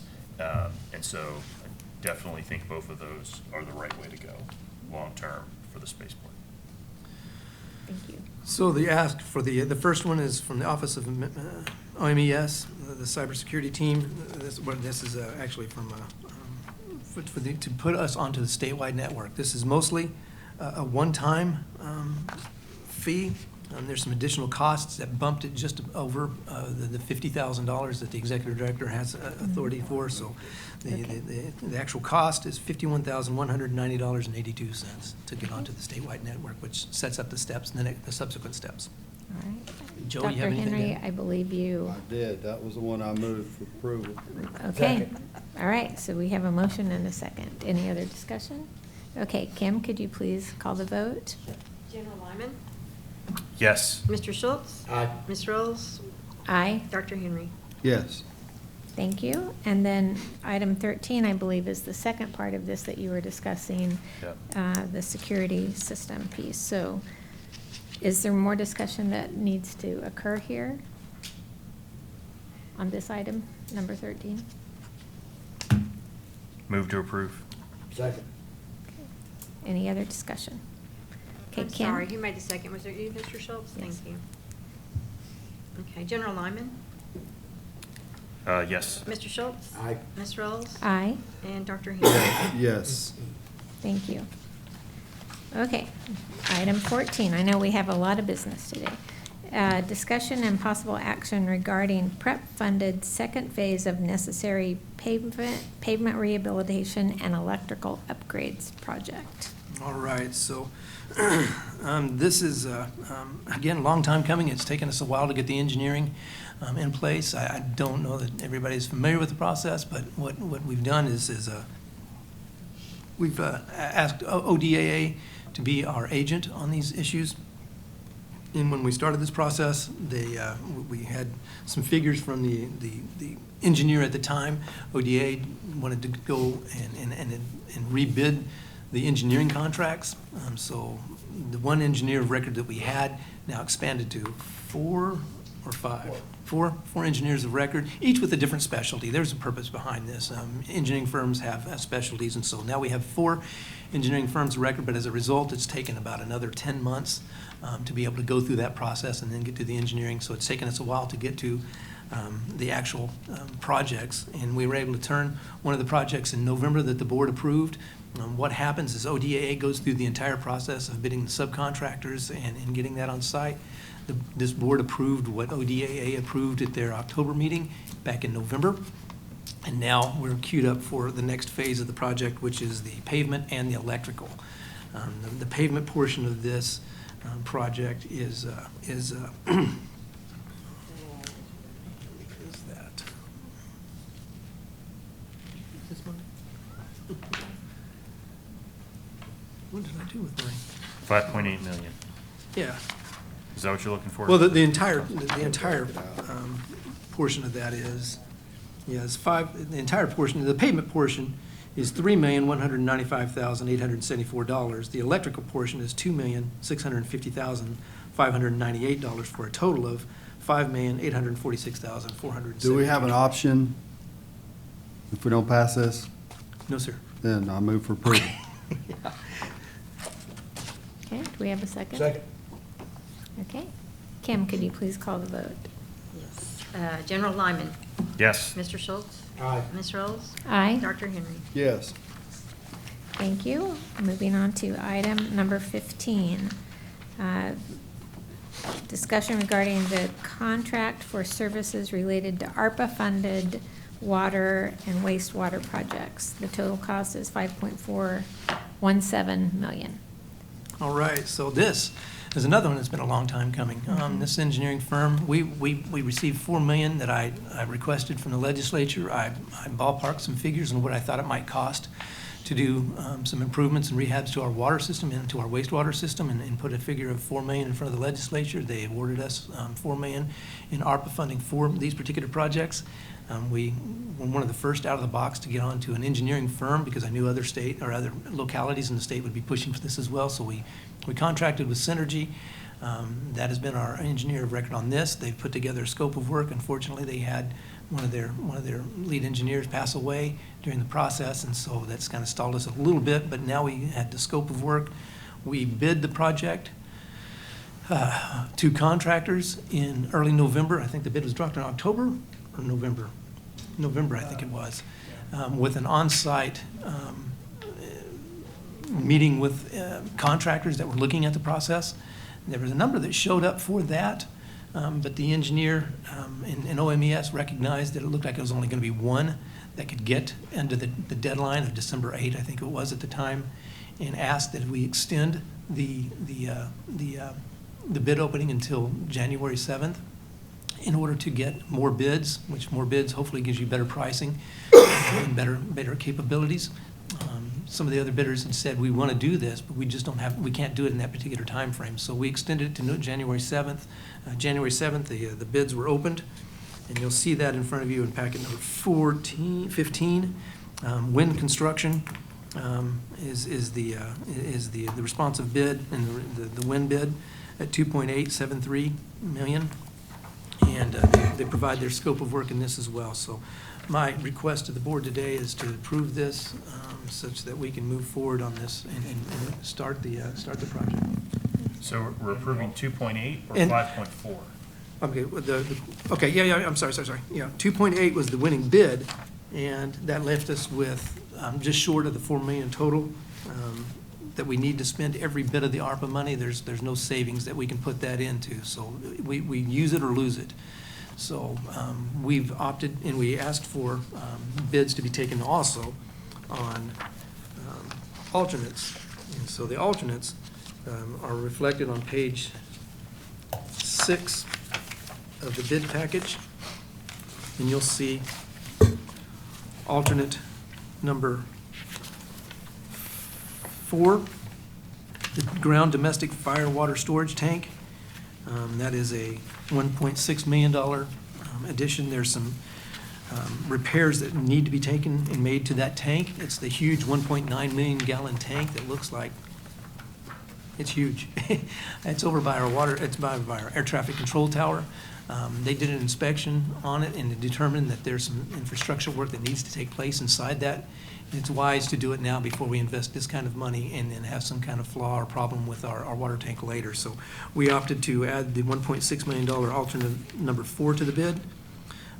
We have an elevated tank as well. As you drive into the industrial park, that's probably one of the first things you see is the elevated water tower. This board, if you've been on the board long enough, you know that we've had some challenges with that in the past. We've had to hire divers to go in and do welding inside the tank and do some repairs to that tank in the past.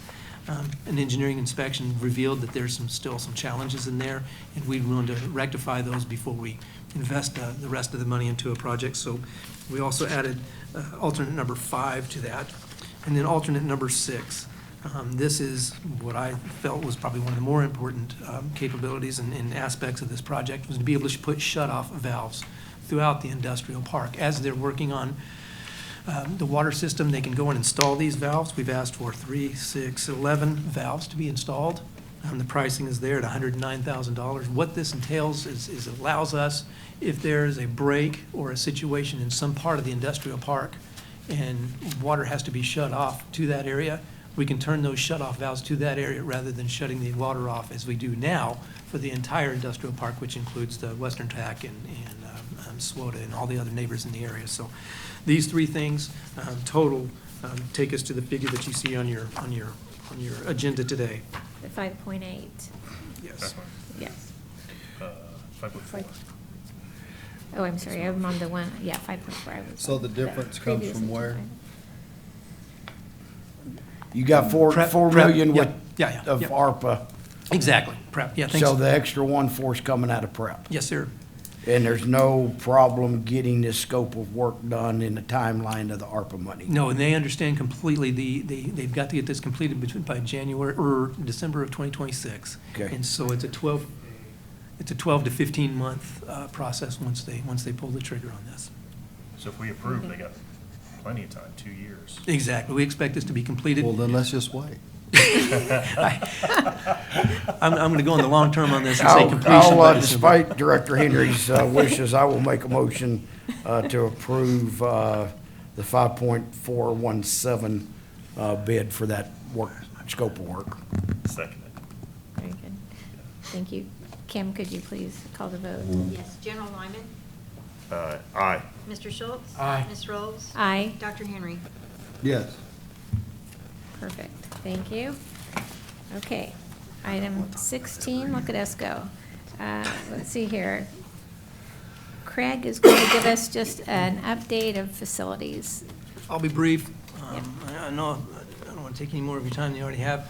I want to tell you a little bit about what our tenants have accomplished so far. This is a picture that was showed to you at the November board meeting. Their progress is a picture that they'd shared with us of their progress at the time, and some other work that they're doing on the project. This is what it looks like yesterday. It's Impressive or what? Yeah. They're Very spending, impressive. they're spending a lot of money on this, and it's coming together really nicely. On the ARPA update, I kind of gave you a flyover. This is kind of what, a repetition of what I just shared with you, of when everything was bid and where we are. The construction period, approximately 12 to 15 months with I extended the project completion to as late as possible, because if I say summer of '26, something's going to happen. But they know they've got to get it completed by winter of 2026. And then, of course, the prep update. This is the money that we just appropriated, or that you just approved for the security enhancements. That includes getting onto the statewide network and the $347,000 for the equipment that was set aside in security enhancements. That's part of the $1 million that I'd set aside for that. So some of this money that we're going to spend on the ARPA project that exceeded the $4 million that we got from ARPA will come from a portion of that, some property improvements portion as well. So we're going to see, we've seen some pretty good figures so far in some of our engineering and some of our pavement projects. They've been coming in pretty close with the engineer estimated. We hope that continues, but the objective is to spend as much as $20 million, $19.5 million, including some JUA funding, to be able to complete those projects. But that's what we anticipate doing. And there's still 3 more phases on that, and we've spent 5.8 today and 3.8 before, so we're at a little over 9.5, 9.7. So yeah, we got about 7 to 10 million left. Very good. Well, it's great to see so much progress occurring out there and to have the budget available to make these significant changes. It's been a long time coming, as you said, Craig. It just takes longer than it seems like it should. But thank you very much. Any other questions for Craig? Okay, we're moving on to agenda item number 17, concluding board member comments. Any comments? Okay, I think that we have all commented as much as we feel compelled to do. Any new business, which is something that we could not reasonably have foreseen? Okay, moving on. Our next meeting is scheduled for Wednesday, March 12th, 2025, and it will be here in this location. So with that, I would entertain a motion to adjourn. So move. Anybody? Second. All right. Kim? I'm sorry, was it you, Dr. Henry, that made Schultz, the motion? yeah. Mate. Mr. Schultz. Mr. Schultz, okay. Mr. Lyman, you need a Second, second? yes. I'm sorry. Okay. Let me get my sheet out here. Hang on. Almost. Okay, Ms. Gurry. I'm sorry, she's not here today. General Lyman. Aye. Mr. Schultz. Aye. Ms. Rolls. Yeah, Dr. aye. Henry. Yes. Okay, Yes. meeting is adjourned. Thanks.